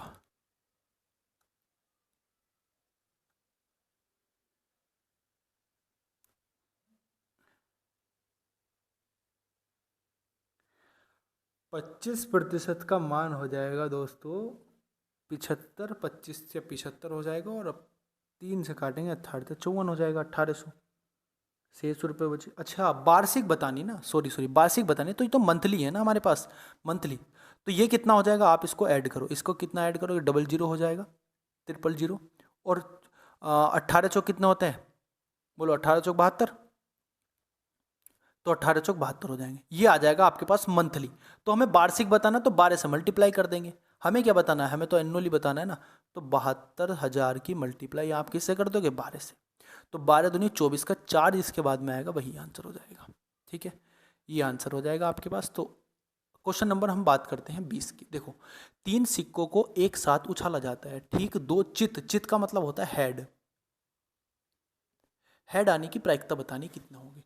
हेड आने की प्रायिकता क्या होगी? देखो, 3 सिक्के उछाले जाते हैं। 3 सिक्के उछालने का मतलब है, देखो 3 सिक्के उछाले जाते हैं तो मैं इसकी क्या निकाल लेता हूँ? संभव निकाल लेता हूँ, प्रयास।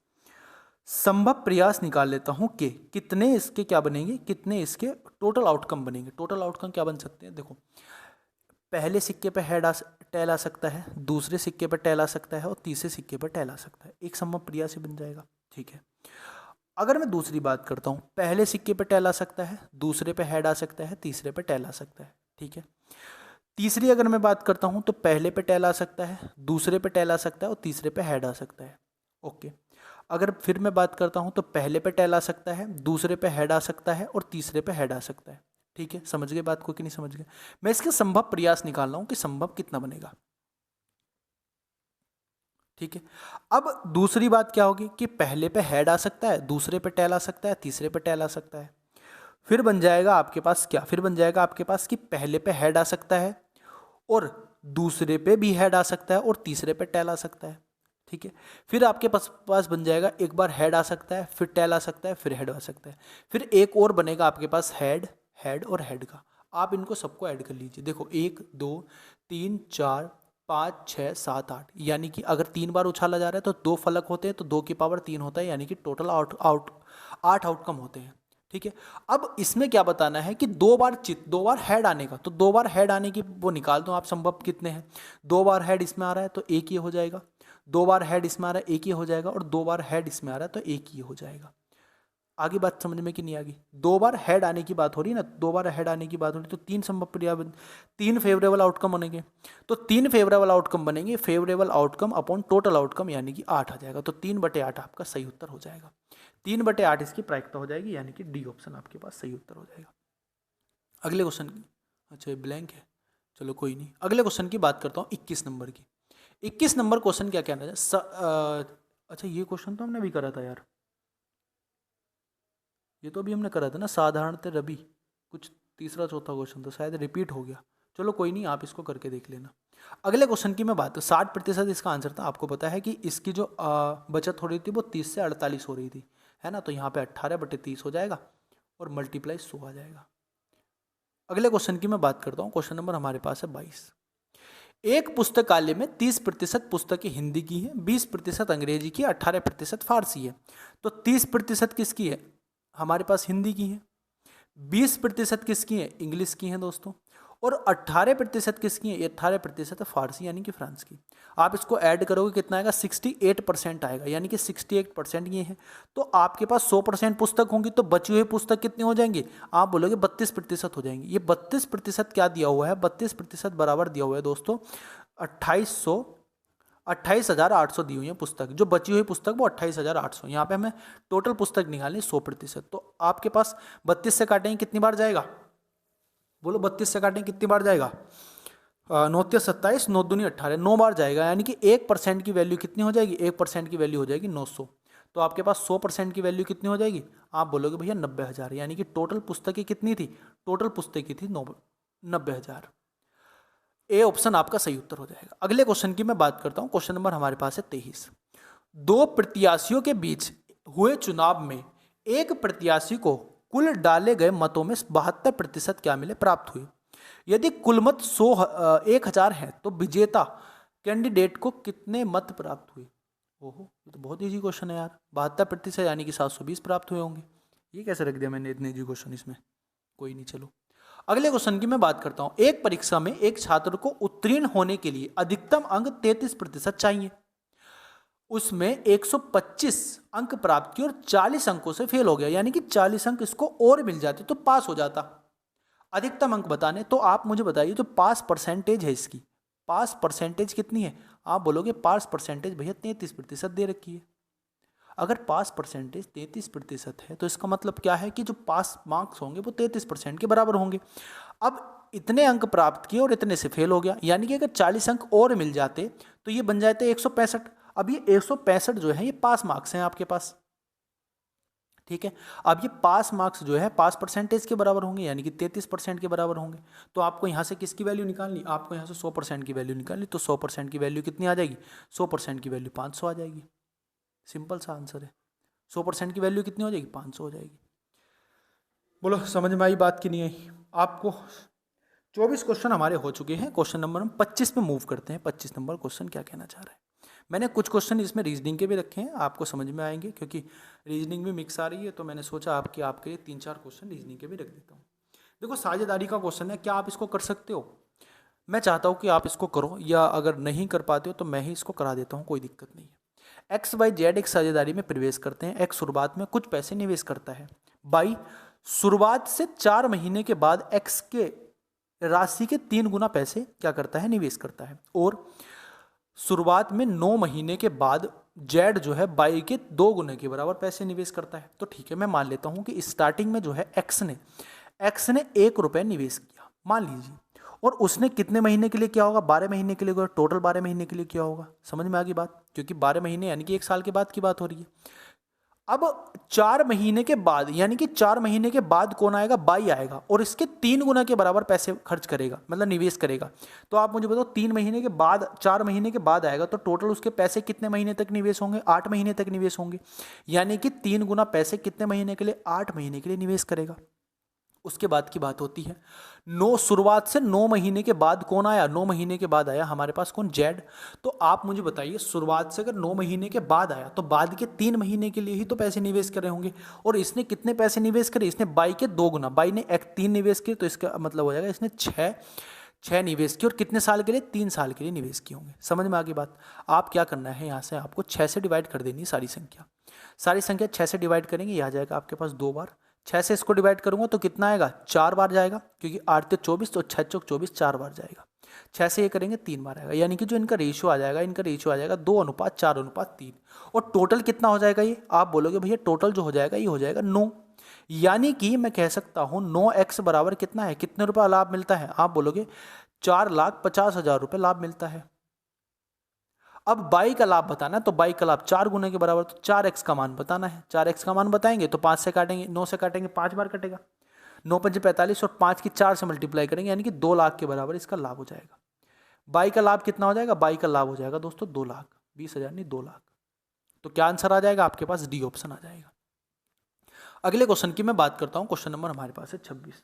2 पात्रों ए और बी में क्रम से 1:2, 5:11 के अनुपात में स्पिरिट और पानी है। ठीक है, 2 हमारे पास पात्र हैं, एक पात्र ए है और एक पात्र बी है। इसमें क्या है, स्पिरिट और पानी, स्पिरिट और वाटर है जगह, और कितना, 1:2 के अनुपात में है। दूसरे वाले में भी स्पिरिट और वाटर है, और वो कितने अनुपात में, वो है 5:11 के अनुपात में। समझ में आ गई बात कि नहीं आ गई, बोलो आपको बात समझ में आ गई कि नहीं आ गई, अच्छे से आपको अच्छे से बात समझ में आई कि नहीं आई।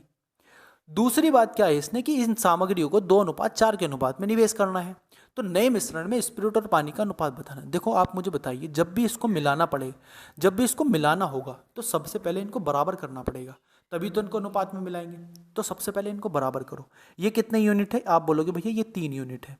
ये कितने यूनिट है, आप बोलोगे भैया 16 यूनिट है। तो इसका मतलब क्या है कि इसकी मुझे 3 से मल्टीप्लाई करनी पड़ेगी, इसकी मुझे 3 से मल्टीप्लाई करनी पड़ेगी, और इसकी मुझे 16 से मल्टीप्लाई करनी पड़ेगी। समझ में आ गई इतनी बात। तो 16 से मल्टीप्लाई करेंगे तो ये अब जो स्पिरिट बन जाएगी वो कितनी बन जाएगी, ये बन जाएगी 16:16 दूनी 32। और इसमें जो करेंगे तो 3×5 = 15 अनुपात कितना आ जाएगा, 15:33 आ जाएगा। अब इन दोनों को मिला रहे हैं किस अनुपात में, 3:4 के अनुपात में। यानी कि अभी इसकी मल्टीप्लाई मुझे 3:4 से भी करनी पड़ेगी। 3:4 से भी इसकी मल्टीप्लाई, यानी कि इसको 3 से मल्टीप्लाई करनी पड़ेगी और इसको 4 से मल्टीप्लाई करनी पड़ेगी। बात आ गई समझ में कि नहीं आ गई। मल्टीप्लाई करो, 16 तिया कितने होते हैं, 16 तिया कितने होते हैं 48, और 32 तिया कितने होते हैं, 32 तिया होते हैं 3 दूनी 6, और ये होते हैं 96, 32 तिया 96 होते हैं। ठीक है, 15 चौका 60 होते हैं, और इसकी 4 से मल्टीप्लाई 3 4 दूनी 4 तिया 12, 4 तिया 12 और 1 13, इतना आ जाएगा। अब इन दोनों को मिलाना है, इन दोनों को ऐड करना है। तो आप बोलो 48 और ये कितना हो जाएगा, 48 और 60 कितना हो जाएगा, 108, और कितने के अनुपात में आएगा, ये 96, और ये कितना हो जाएगा 8, और 9 12, यानी कि 200 हो जाएगा। ये हो जाएगा आपके पास 8, और 3 और 9 12 का 2 हो जाएगा, और ये हो जाएगा 2, इतना आ जाएगा। समझ में आ गई बात। अब इसको आप डिवाइड कर दो, इसको आप डिवाइड करोगे तो कितनी बार जाएगा, बोलो कितनी बार जाएगा। 4 से कट जाएगा, बहुत आराम से कट जाएगा। 4 से इसको डिवाइड करो, 4 से डिवाइड करेंगे कितनी बार जाएगा, 4 दूनी 8, 4 सत्ते 28। ठीक है, 4 से इसको डिवाइड करूंगा, 4 पंजे 20, 4 सत्ते 28 हो जाएगा। समझ गए कि नहीं समझ गए बात को। 4 दूनी 8, 4 पंजे 20, 4 सत्ते 28। इसको 3 से डिवाइड करूंगा 9 बार जाएगा, इसको 3 से डिवाइड करूंगा 19 बार जाएगा। यानी कि जो अनुपात आ जाएगा वो 9:19 आ जाएगा। तो आंसर क्या हो जाएगा, आंसर हो जाएगा सी ऑप्शन। आंसर क्या हो जाएगा, सी ऑप्शन आपका सही उत्तर हो जाएगा। अगले क्वेश्चन की मैं बात करता हूँ, 28 नंबर क्वेश्चन। 28 नंबर क्वेश्चन क्या कहना चाह रहा है, ध्यान से समझेंगे।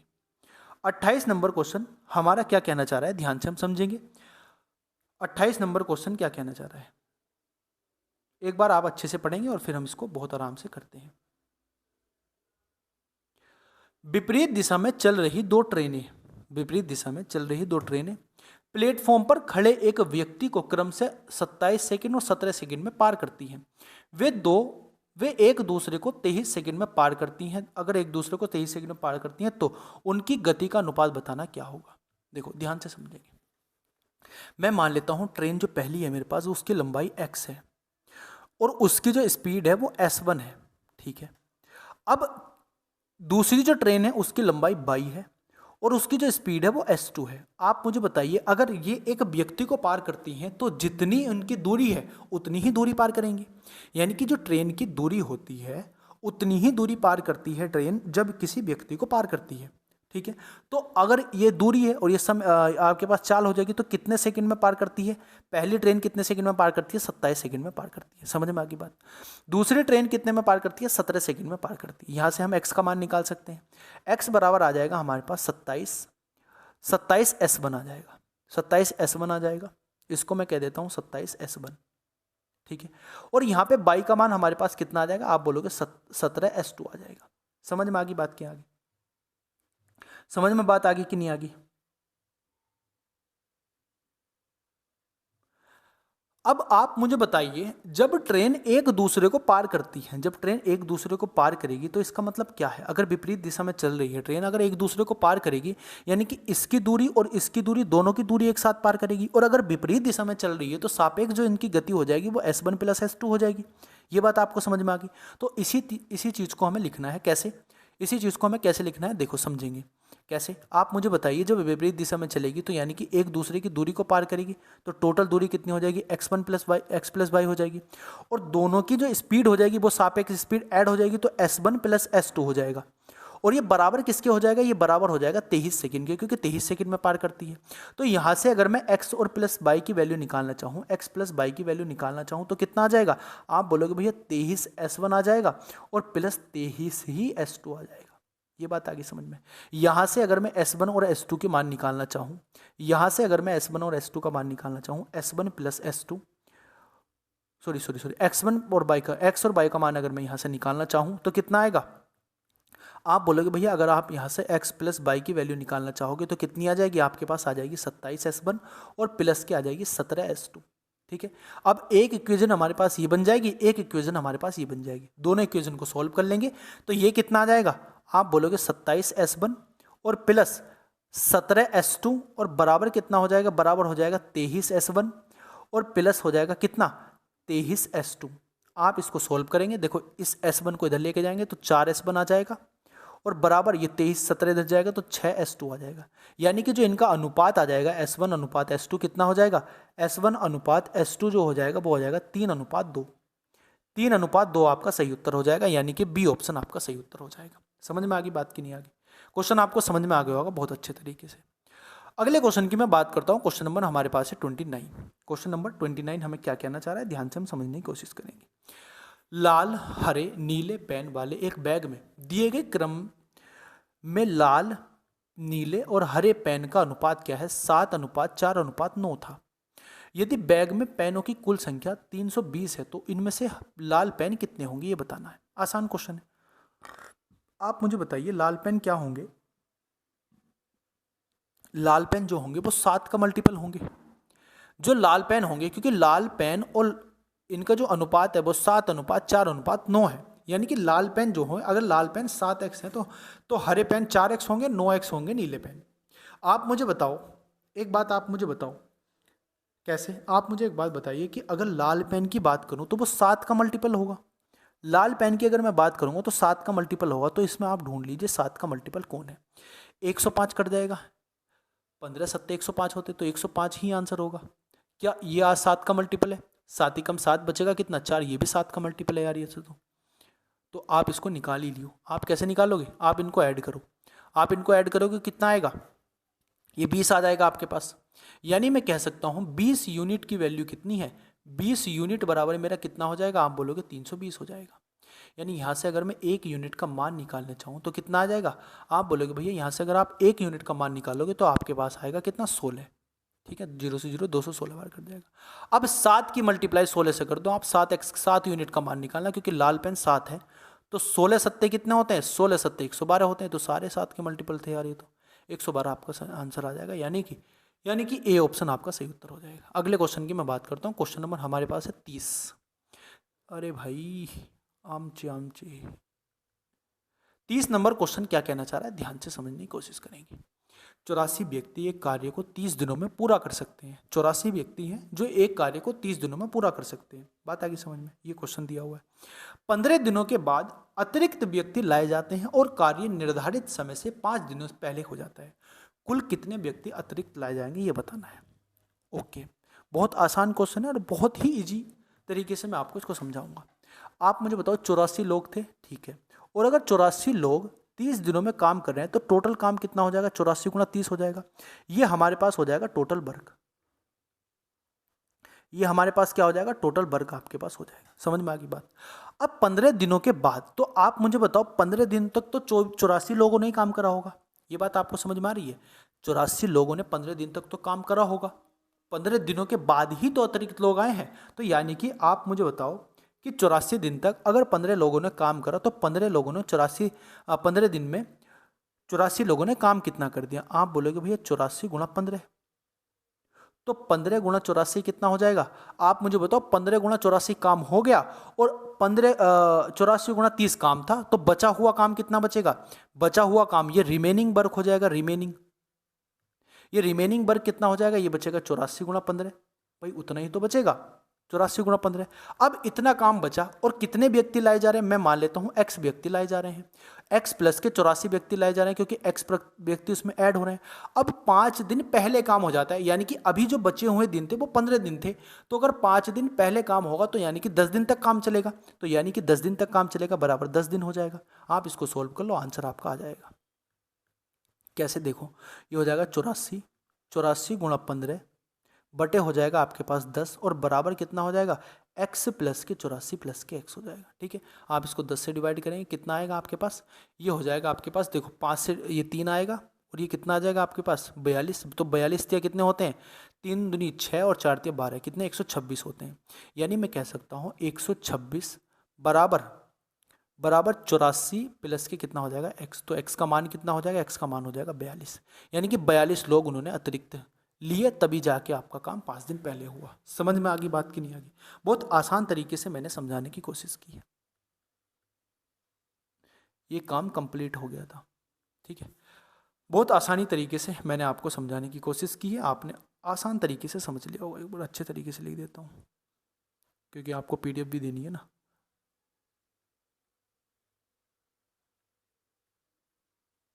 ठीक है, अगले क्वेश्चन की मैं बात करता हूं। क्वेश्चन नंबर 31 हमारे पास क्या कहना चाह रहा है, ध्यान से समझेंगे। ए किसी कार्य का 80% 20 दिनों में कर सकता है। ठीक है, ए है हमारे पास, ध्यान से समझेंगे, ध्यान से समझने की कोशिश करेंगे। ए हमारे पास कोई व्यक्ति है ए, वो किसी काम का 80% दोस्तों 80% कितने दिन में कर देता है? 20 दिन में कर देता है। ठीक है, अगर 80% की मैं बात करता हूं तो 80% का मतलब होता है 4/5, यानी कि ए 4/5 काम कितना के दिन में कर देता है? 4/5 काम 20 दिन में कर देता है। तो अगर मैं बात करूं कि ए पूरा काम कितने दिन में करेगा तो ये 4 से कट जाएगा 5 बार और 5 की मल्टीप्लाई हो जाएगी, यानी कि 25 दिन में कर देता है। यानी ए जो है 25 दिन में पूरा काम कर देता है। अब इसने बोला कि बी ए के साथ जुड़ जाता है, बी जो है ए के साथ जुड़ जाता है, यानी कि ए प्लस बी हो जाते हैं अब। और ये बचा हुआ जो शेष काम है, शेष काम कितना? 20%। 20% का मतलब 1/5 काम कितने दिनों में कर देते हैं? 3 दिनों में। तो यानी कि पूरा काम कितने दिनों में करेंगे? ए प्लस बी पूरा काम करेंगे 15 दिनों में। ये बात आपको समझ में आ गई। तो यहाँ पे ए प्लस बी कितने दिनों में पूरा काम कर देते हैं? ए पूरा काम 25 दिनों में करता है, ए प्लस बी यानी कि ए और बी दोनों मिलकर एक काम पूरे काम को 15 दिनों में करते हैं। मैं इसका एलसीएम ले लेता हूँ, कितना? 90 नहीं 150 ले लेता हूँ। 150 एलसीएम लो, इनकी क्षमता निकालो। 25 छक्का कितने होते हैं? 150 होते हैं। 25 छक्का 150 और 15 से कट जाएगा 10 बार। तो बी की जो क्षमता आ जाएगी वो कितनी आ जाएगी? बी की क्षमता 4 आ जाएगी। बी की क्षमता 4 बची। बी अकेले इस काम को कितने दिन में कर देता है? तो यानी कि 150 को 4 से डिवाइड करेंगे, कितना आएगा? 3 चौक 12 और 7 चौक 28 यानी कि 37.5 आ जाएगा। तो 37.5 आ जाएगा आपके पास, 37.5 दिनों में पूरा कर देगा। समझ में आई बात की नहीं आई? अगले क्वेश्चन की मैं बात करता हूँ। क्वेश्चन नंबर हमारे पास 31 है। क्वेश्चन नंबर 31 क्या कहना चाह रहा है? एक पासा फेंका जाता है, संख्या 2 से तो अधिक होनी चाहिए और 5 से कम होनी चाहिए, तो आने की प्रायिकता क्या है? पासा फेंका जाता है तो पासे पे संख्या आने की संभावना कितनी है? 6, यानी 6 अंक आने की संभावना है। तो टोटल संभावना 6 बन जाएगी। आप बोलोगे 2 से अधिक, यानी कि 2 से तो बड़ा होना चाहिए और 5 से कम होना चाहिए। तो आप मुझे बताओ 5 से कम इसमें क्या होगा? 5 से कम कितना? ये मैंने उल्टा साइन लगा दिया। 5 से कम कौन कौन सी संख्या होगी और 2 से बड़ी कौन कौन सी? 2 ही संख्या होगी भैया। कौन कौन सी? एक होगी 3 आपके पास और एक होगी आपके पास 4। तो यानी कि 2, ये कितने फेवरेबल आउटकम बन रहे हैं? ये 2 बन रहे हैं, 2 आउटकम। तो 2 बटे टोटल कितने हैं? 6। तो 1/3 क्या हो जाएगी? 1/3 हो जाएगी प्रायिकता, यानी कि आंसर क्या हो जाएगा? B option. अगले क्वेश्चन की मैं बात करता हूं। अगला क्वेश्चन हमारे पास क्या कहना चाह रहा है, ध्यान से समझेंगे। देखो, समांतर श्रेणी है 4, 11, 18 होगा। इसमें क्या होगा? इसका के पदों का योग 795, मतलब कितने पदों का योग 795 होगा, ये बताना। क्वेश्चन थोड़ा सा उल्टे तरीके से लिखा गया है। मैं आपको क्वेश्चन सही करके बता देता हूँ। क्वेश्चन ये है कि 4, 11, 18 एक समीकरण, एक क्या है? समांतर श्रेणी है। इसके कितने पदों का योग 795 होगा, ये बताना। यानी कि इनका जो सम है वो कितने पदों तक 795 आएगा। मैं मान लेता हूँ जो सम है वो 795 है, यानी कि 795 सम है। तो सम का फॉर्मूला लगा दो। सम बराबर कितना होता है? n/2 2a और प्लस n-1 इंटू डी होता है। ये होता है फॉर्मूला। ये सम हो जाएगा। तो 795 बराबर n की वैल्यू कितनी हमें निकालनी? n/2 इंटू 2a हो जाएगा 2, 8 हो जाएगा, प्लस कितना हो जाएगा? n-1 डी कितना आ जाएगा? डी आ जाएगा आपके पास 7 अंतर है तो 7 आ जाएगा। ठीक है। अब यहाँ से आप हिट एंड ट्रायल लगाओ। हिट एंड ट्रायल कैसे लगाएंगे? देखो ध्यान से समझेंगे। अगर हिट एंड ट्रायल, देखो इसकी 2 से मल्टीप्लाई कर दूँ मैं तो कितना आ जाएगा? ये आ जाएगा आपके पास 95, 190, 8 दूनी 16, यानी कि 1590 आ जाएगा।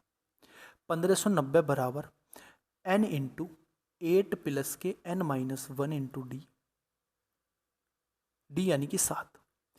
अब इसमें ऐसा आप n की वैल्यू ऐसी रखो जिसको सोल्व करने के बाद यूनिट डिजिट पे कितना आना चाहिए? 0 आना चाहिए। आप मुझे बताओ, अगर 13 में यहाँ पे रखता हूँ 13, तो 13 यानी कि कितना आएगा? 12 आ जाएगा। 12 7 84 यानी कि 4 आएगा। 4 और 8 कितने होते हैं? 8 4 12 का 2 यूनिट डिजिट आएगा। और यहाँ पे 13 का यानी कि 3, तो 3 गुणा 2 करेंगे तो 6 यूनिट डिजिट आएगा, यानी कि 13 आंसर नहीं हो सकता। समझ में आ गई बात? और 13 आंसर अगर नहीं हो सकता तो 15 को चेक करो, और 15 ही आंसर है। कैसे है मैं बताता हूँ। 15 आंसर इसलिए है क्योंकि कितना भी अगर अंदर वैल्यू बनेगी, क्योंकि वैल्यू सम बनेगी। देखते हैं। देखो 15 है तो 15 यानी कि हाँ हो जाएगा आपके पास 15 और 8 प्लस के 15 कितना हो जाएगा? 14 गुणा कितना हो जाएगा? 7, 14 7 कितना होता है? 98। 98 और 8 कितने होते हैं? 98 और 8 106 होते हैं। और 106 की मल्टीप्लाई जब मैं 15 से करूंगा तो इसके यूनिट डिजिट में आपके पास 0 बनेगा। तो यूनिट डिजिट पे 0 बनेगा तो आंसर क्या हो जाएगा? आंसर आपके पास 15 ही आ जाएगा। बस सिंपल सी बात है।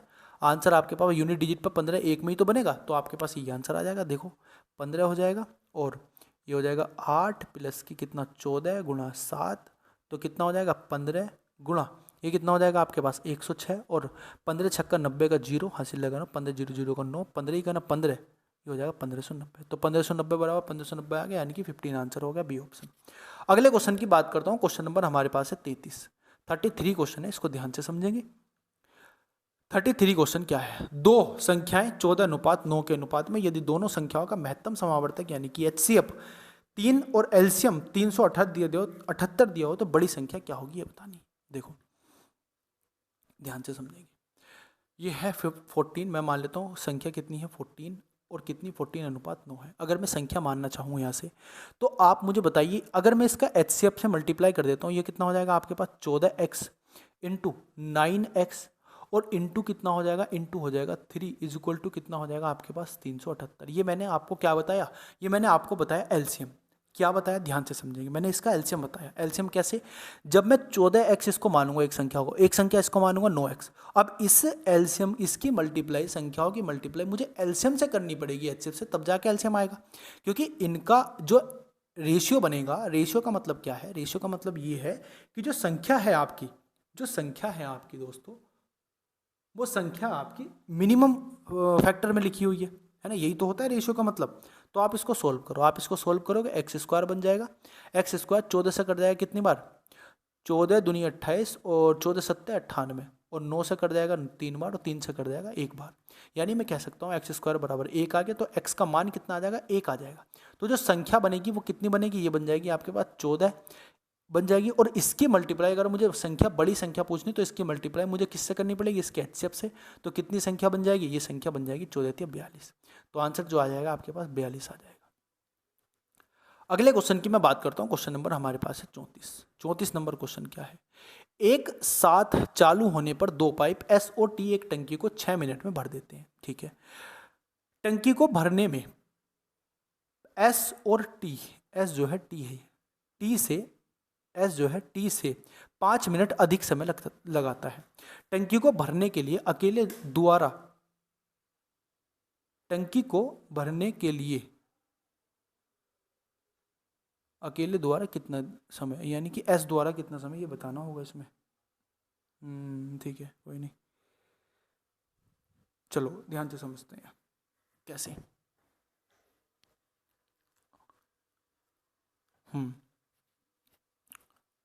टी द्वारा कितना समय लगेगा ये बताना है हमें इसमें। टंकी को भरने के लिए टी अकेले, ये हो जाएगा टी अकेले, अकेले द्वारा कितना समय लिया जाएगा ये बताना। देखो मैं मान लेता हूँ कि एक ऐसे है हमारे पास और एक टी है, ये दोनों किसी कार्य को, ये एक टंकी को कितने मिनट में भर देते हैं, ये टंकी को 6 मिनट में भर देते हैं। तो इसकी क्षमता कितनी हो जाएगी, मैं इनकी क्षमता की बात करता हूँ, क्षमता, इनकी क्षमता कितनी हो जाएगी, इनकी क्षमता हो जाएगी कि ये 1 मिनट में कितनी टंकी भर रहा है, 1 मिनट में 1/6 टंकी भरते हैं, दोनों मिला के 1 मिनट में 1/6 टंकी भरते हैं। ठीक है, अब इनकी अलग अलग क्षमता निकाल लूँगा। मैं मान लेता हूँ दोस्तों, मैं मान लेता हूँ टी जो है कितने मिनट में क्या करता है, कितने मिनट में टंकी भर देता है, x मिनट में टंकी भर देता है। और s जो है कितने मिनट में टंकी भर देता है, x प्लस के 5 मिनट में टंकी भर देता है, क्योंकि 5 मिनट अधिक लेता है। समझ में आ गई बात। तो आप मुझे बताओ ये 1 मिनट में कितनी क्षमता होगी इसकी 1 मिनट में क्षमता होगी टी की अगर क्षमता की मैं बात करता हूँ, क्षमता की अगर मैं बात करता हूँ तो कितनी हो जाएगी, 1/x हो जाएगी। और s की जो क्षमता की अगर मैं बात करता हूँ तो कितनी हो जाएगी, आप बोलोगे 1/x प्लस के 5 हो जाएगी। और अगर दोनों की क्षमता को ऐड कर दो तो वो 1/6 के बराबर आएगी, क्योंकि दोनों की क्षमता दी हुई है ना, दोनों की क्षमता को ऐड कर दो, 1/x प्लस के 5 बराबर कितना हो जाएगा, 1/6 हो जाएगा। समझ में आ गई। x का हिट एंड ट्रायल लगाओ, x की वैल्यू यहाँ पे आप रखो 12 रखेंगे तो ये हो जाएगा 12×5 17, 12 का एलसीएम नहीं ले जाएगा तो ये आंसर नहीं हो सकता। 8 रखेंगे, 8 और 13 का एलसीएम नहीं ले जाएगा तो ये भी नहीं हो सकता। 10 रखेंगे तो 10 और 15 का एलसीएम आ जाएगा आपके पास 30 ऐसा एलसीएम आ जाएगा। तो 10 या 30 होते हैं, 15 दूनी 30 होते हैं, बराबर हो जाएगा 1/6।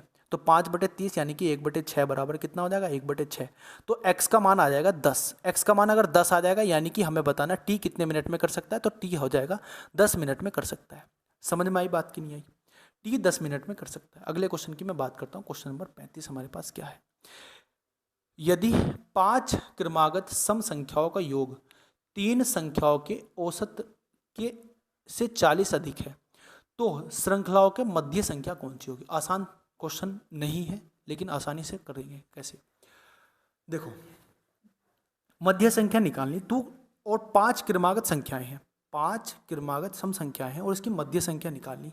मध्य संख्या का मतलब क्या होता है, अगर 5 क्रमागत संख्याएं हैं तो मध्य संख्या का मतलब होता है औसत, यानी कि जो मध्य संख्या होगी वही उसका औसत होगी। तो आप मान लो कि इसमें हिट एंड ट्रायल लगाओ। मान लो पहली संख्या होगी हमारी मध्य संख्या 30, तो अगर ये 30 मध्य संख्या होगी तो यानी कि इसके बाद वाली संख्या 32 हो जाएगी, इसके बाद वाली 34 हो जाएगी, और इसके पहले वाली कितनी हो जाएगी, इसके पहले वाली हो जाएगी आपके पास कितनी 28, और इसके पहले वाली हो जाएगी आपके पास 26। ठीक है। अब इसने बोला कि 5 संख्याओं का जो योग है उसके औसत से 40 अधिक है, तो इसका औसत कितना है, 30 है, और इनका योग निकालो। देखो 26 और 34 कितने होते हैं, 60, और 28 और 32 कितने होते हैं, 60, और 60 और 60 कितने होते हैं, 120, और 30 कितने होते हैं, 150। क्या मुझे बताओ ये 30 से 40 अधिक है, 150? 30 कितना है, औसत, औसत से क्या 40 अधिक है, नहीं है, तो ये आंसर नहीं हो सकता, यानी कि 30 आंसर नहीं हो सकता। दूसरा ऑप्शन चेक करो, दूसरा ऑप्शन चेक करेंगे 10। मैं मान लेता हूँ बीच की संख्या 10 है, उसके बाद जो संख्या आएगी वो 12 आएगी, उसके बाद जो संख्या आएगी वो 14 आएगी, उससे पहले जो संख्या आएगी वो कितनी आएगी, आप बोलोगे 8 आएगी, उससे पहले जो संख्या आएगी वो कितनी आएगी, आप बोलोगे भैया 6 आएगी। समझ में बात आई कि नहीं आएगी, समझ में एक बिल्कुल बात आएगी कि नहीं आएगी। आप मुझे बताइए, क्या ये जो है मेरे पास, ये कितनी है, ये संख्या मेरे पास कितनी है, इसका औसत है, ये इसका एवरेज हो जाएगा, ठीक है। अब इनका औसत, इनका योग निकाल लो। देखो 8, 6 और 14 कितने होते हैं, 6 और 14 20 होते हैं, और ये निकालो आप 8 और 12 कितने होते हैं, ये भी 20 होते हैं, तो 20 और 20 40, 40 और 10 कितने हो जाएंगे, 40 और 10 50 हो जाएंगे। क्या ये 10 से 40 अधिक है, क्या ये 10 से 40 अधिक है, बिल्कुल 40 अधिक है भैया, तो यानी कि यही आपका ऑप्शन होगा, मध्य संख्या यही होगी आपके पास, तो आंसर क्या आ जाएगा, 40 आंसर आ जाएगा। अगले क्वेश्चन की बात करता हूँ। देखो ये आपके मैथ्स का क्वेश्चन है, मतलब ये मैथ्स में आया हुआ 2021 में। मैंने हालांकि 2-4 क्वेश्चन 2021 के रखे हैं आपको बताने के लिए कि कैसा पेपर आया था। माल और सेवा पर परिषद का गठन किस वर्ष हुआ था, ये बताना है। देखो ये मैथ्स का क्वेश्चन है दोस्तों, तो ये जो आंसर है इसका वो है 8 सितंबर 2016 को हुआ था, तो आंसर क्या हो जाएगा, आंसर हो जाएगा सी ऑप्शन। अगले क्वेश्चन की मैं बात करता हूँ, आप तैयार है ना इन क्वेश्चंस के लिए? हो सकता है कि आपके पेपर में ये क्वेश्चन आए, बिल्कुल हो सकता है। देखो इसमें क्या है, एक पासा दिया हुआ है और उसके फलक की इस प्रकार क्या दिया हुआ है, रंग दिए हुए हैं, हरे के विपरीत सफेद है। ओके, एक पासा मैं बना लेता हूँ, एक पासा मैंने बना लिया, ये पासा हमारा एक बन गया, 1 2 3 और ये 4 यहाँ बन गए, 5वां हमारे पास ये बन जाएगा, और 6ठा हमारे पास ये बन जाएगा। ठीक है दोस्तों, समझ में आ गई बात। ये हमारा एक पासा बन गया। इन्होंने बोला क्या है, इन्होंने बोला कि हरे के विपरीत सफ़ेद है। मैं मान लेता हूँ ग्रीन यहाँ पे है, हरे के विपरीत क्या है, हरे के विपरीत सफ़ेद। मैं मान लेता हूँ वाइट यहाँ पे है हमारा, वाइट, और ग्रीन कहाँ हो जाएगा, ग्रीन ही हो जाएगा, क्योंकि इसके विपरीत है, विपरीत यानी कि ग्रीन यहाँ हो जाएगा। समझ में आ गई बात। दूसरी बात क्या दी हुई है, दूसरी बात दी हुई है इन्होंने, बैंगनी के विपरीत नारंगी है। ठीक है, बैंगनी हम मान लेते हैं, ऑरेंज यहाँ मान लेते हैं, ऑरेंज होता है नारंगी, और वायलेट मान लेते हैं बैंगनी, ये हो जाएगा। ठीक है, अब इन्होंने बोला काले के विपरीत नीला है, तो मान लेते हैं ब्लू यहाँ हो जाएगा, और यहाँ हो जाएगा आपके पास ब्लैक। अब इसने जो क्वेश्चन दिया हुआ है वो क्या है, ये समझेंगे ध्यान से। इन्हें दिया हुआ है सफ़ेद, बैंगनी और नारंगी सन्नाटा, मतलब कि एडजेसेंट। एडजेसेंट का मतलब एक पास है कि नहीं, ये बताना। आप मुझे बताओ, सफ़ेद, बैंगनी और नारंगी, सफ़ेद क्या होगा, सफ़ेद कहाँ है, सफ़ेद वाइट यहाँ है, बैंगनी कहाँ है आपके पास, वॉयलेट यहाँ है, और नारंगी क्या है, ऑरेंज। क्या ये एक साथ समान है, नहीं है, तो यही आंसर सही है आपके पास, यानी कि एक साथ नहीं है, एडजेसेंट नहीं है, तो यही आंसर सही है। तो यानी कि ए ऑप्शन आपके पास सही उत्तर हो जाएगा, डी नहीं ए ऑप्शन आपका सही उत्तर हो जाएगा, ए, यही हमें चेक करना था, ए ऑप्शन आपका सही उत्तर हो जाएगा। अगले क्वेश्चन की मैं बात करता हूँ, क्वेश्चन नंबर हमारे पास है 38 क्वेश्चन है दी गई श्रृंखला में, इसमें क्वेश्चन मार्क का आंसर निकालना क्या होगा, यानी कि इसका अगला पद क्या होगा, ये ध्यान से समझना है। कैसे, देखो 4 कितना अंतर है, 9 का अंतर है,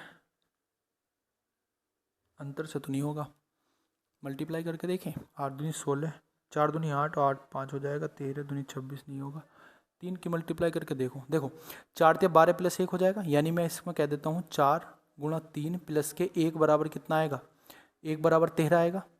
उसके बाद 13 गुणा 3, 13 से 39 प्लस के 3 बराबर कितना आएगा, आप बोलोगे 42 आएगा। उसके बाद 42 की मल्टीप्लाई मुझे 3 से करनी पड़ेगी, और उसके बाद 5 इसमें ऐड करेंगे तो कितना आएगा, 6, 3 दूनी 6, और ये कितना हो जाएगा आपके पास 126, 126 में 5 जोड़ेंगे 131 हो जाएगा। फिर आपको 131 की मल्टीप्लाई किससे, 3 से करनी, और प्लस इसमें 7 जोड़ देना है, तो क्या आएगा 3 और 7 31, यानी 3 कम 3 और 7 140, 400 हो जाएगा। ये तो बिल्कुल सही बात है। तो 400 की मल्टीप्लाई किससे करनी पड़ेगी, 3 से करनी पड़ेगी, और इसमें 9 जोड़ देना, तो यानी कि बाद में 9 आना चाहिए, बाद में 9 इसी में ही है। आंसर क्या हो जाएगा आपके पास 1209। 1209 सही उत्तर हो जाएगा। अगले क्वेश्चन की मैं बात करता हूँ। क्वेश्चन नंबर हमारे पास है 39। देखो, निम्नलिखित 5 में से 4 एक निश्चित तरीके से समान है और इसलिए एक समूह बनाते हैं, इसमें से कौन सा समूह से संबंध नहीं रखता? योग्यता ठीक है, क्षमता भी ठीक है, सामर्थ्य भी ठीक है, कुशलता भी ठीक है। तीनों पॉजिटिव वर्ड है, ये नेगेटिव वर्ड है, यानी कि असमर्थ अलग है। तो इसमें देखो सामर्थ्य भी ठीक है, क्षमता भी बात ठीक है, योग्यता भी, दोनों तीनों एक ही बात होती है, असमर्थ्य अलग है, यानी कि ये आंसर हो जाएगा आपका डी ऑप्शन। डी ऑप्शन आपका सही उत्तर हो जाएगा, डी, ये आंसर हो जाएगा। अगले क्वेश्चन की मैं बात करता हूँ। आज की क्लास का हमारा आखिरी प्रश्न रहने वाला है। इस आखिरी प्रश्न को करोगे आप, इस आखिरी प्रश्न को आप करोगे। ये HW का आपके पास रीजनिंग का क्वेश्चन है, आपको इसको करना है। ठीक है, बात करते हैं। हमारा जो ये क्लास है आपकी ख़त्म हो चुकी है और हमने इसमें 40 क्वेश्चन किए हैं। 40 में से आपके कितने क्वेश्चन सही हुए हैं आपको कमेंट करके ज़रूर बताना है। ठीक है दोस्तों, 40 में से आपके कितने क्वेश्चन सही हुए आपको कमेंट करके ज़रूर बतानी है। PDF आपको इस टेलीग्राम चैनल में आपको इसको मिल जाएगी। ये टेलीग्राम चैनल है, ये टेलीग्राम चैनल का नाम है, ये लिंक दिया हुआ है, इसमें ना लिंक है। अगर आप इसको क्लिक करोगे, आप इसको क्लिक करोगे, जब आप इसकी PDF निकालोगे तो यहाँ से आप टेलीग्राम चैनल से ऐड हो सकते हो। ठीक है, आप इसको यहाँ से या तो कॉपी कर लेना, जैसे आप वीडियो चला रहे हो तो आप इसको यहाँ से गूगल लेंस पे जाना, गूगल लेंस से कॉपी करके यहाँ से आप लिंक निकाल सकते हो और आप टेलीग्राम चैनल से जुड़ सकते हो। अगर नहीं मिल रहा टेलीग्राम चैनल तो आप टेलीग्राम चैनल सर्च करेंगे @maths 247 @maths 247 टेलीग्राम में सर्च करेंगे, आपको टेलीग्राम चैनल मिल जाएगा। 240 के लगभग इसमें लोग जुड़े हुए हैं। आप यहाँ से PDF वगैरह ले सकते हो और जो भी अदर सब्जेक्ट की अच्छी अच्छी PDF होती हैं, शॉर्ट ट्रिक्स वगैरह होती है, वो मैं आपको प्रोवाइड कराता रहता हूँ, चाहे वो GS हो, हिंदी हो, चाहे आपकी रीजनिंग हो।